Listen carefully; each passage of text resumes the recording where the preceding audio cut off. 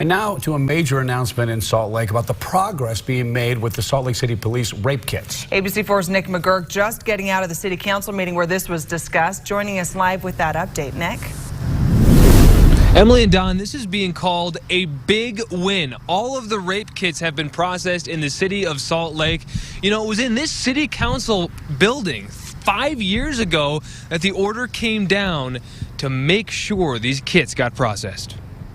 Why aren't we testing these backlogs? The question, a pressing one. 5 years ago, when the Salt Lake City Council told the Salt Lake City Police exactly what to do. I'll never forget the tension in the room that continued through a few subsequent discussions as Salt Lake City Council really confronted the police chief at the time. I'm going to start with a quote. You can't go back and change the beginning, but you can start where you are and change the ending. The decade-long backlog of rape kits. 768 rape kits that summer that hadn't even been tested and were being held by police. They've really put their money where their mouth is. They provided us some training.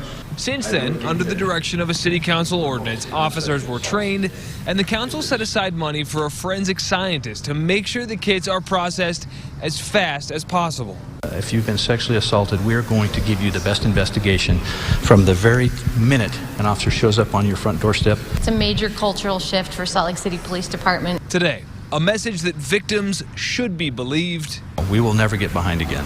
And a message that rape kits have all been submitted and will continue getting processed for as long as necessary. About 300 of those kits that have now been processed from that backlog had DNA evidence that led investigators to be able to follow up on cases that were not supported by DNA evidence before. That's justice. So we talk about a 5-year path toward what you heard her saying, the council member there saying, is justice.